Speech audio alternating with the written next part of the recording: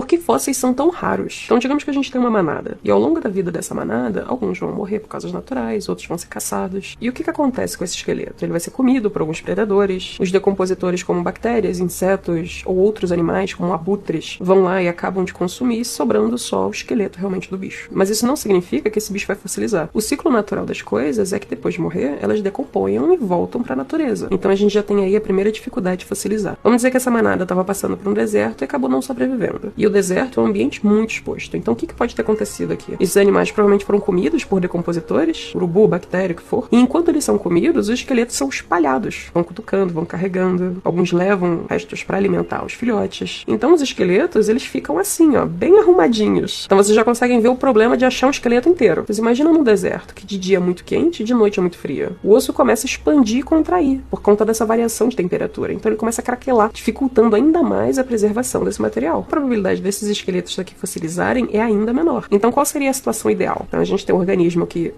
foi de base, e o quanto antes esses organismos forem protegidos, melhor a preservação. Então a gente tem esses dois dinossaurinhos aqui que estão na margem ali de um rio, um ambiente de água. E ao longo do tempo, o que o rio faz é levar sedimentos. Esses dinossaurinhos vão sendo cobertos por esses sedimentos. E se esse ambiente não for mexido, essas camadas vão sendo cada vez mais preservadas. Então mais camadas vão sendo depositadas e o peso dessas camadas vai transformando esses sedimentos aqui em rocha. Ou seja, o organismo que estava ali no meio, ele vai sendo aprisionado e endurecendo junto com os sedimentos, se tornando assim uma rocha com um fóssil. Até em algum momento alguém escavar esse dinossauro. Às vezes vai abrir uma estrada, às vezes choveu muito, e aí caiu, deslizou alguma coisa e apareceu ali o material. Mas o que pode ser fossilizado? Quando a gente encontra fósseis, a gente encontra normalmente as partes duras dos animais e plantas. Então na linhagem dos vertebrados, que é a nossa linhagem, a gente encontra ossos e dentes, que é a parte mais difícil de decompor. Mas quando a gente vai ver os invertebrados, que é onde entram os polvos e lulas, a gente encontra as conchas desses animais, que é a parte mole, como os tentáculos, foi decomposta primeiro. E a mesma coisa nas plantas. É mais fácil fossilizar uma flor ou uma pinha de araucária, que é bem dura. Então tem esses dois fatores que influenciam na fossilização ou não de um organismo. Se o ambiente é favorável para preservar aquele organismo e se o organismo tem partes mais resistentes à decomposição. Então quando a gente estuda os fósseis, a gente não tem que entender só a anatomia do bicho, mas também tem que entender o ambiente em que ele vivia. Então vocês já entenderam o quão raro é fossilizar um bicho que tem osso. Agora imagina um fóssil desse daqui. Por que a gente surta quando vê um bicho desse? Isso aqui é um polvo, tem um desenhozinho dele aqui. Isso aqui é a parte de tinta dele, inclusive foi preservada também. E os tentáculos. O polvo é um animal invertebrado, ou seja, ele não tem ossos, e que o corpo dele é completamente molenga. Então, para um bicho desse ser fossilizado, o ambiente é muito bom para fossilização. Então, para vocês terem noção, isso aqui é o raro do raro. E assim como a gente tem animais e plantas diferentes e ambientes diferentes, a gente tem fossilizações diferentes também. O tronco de uma árvore, por exemplo. Tem um âmbar, que é a resina das plantas. Pode preservar muito bem os insetos. E tem fósseis de múmias de mamutes também. Mas eu vou falar de tipos de fossilização em outros vídeos.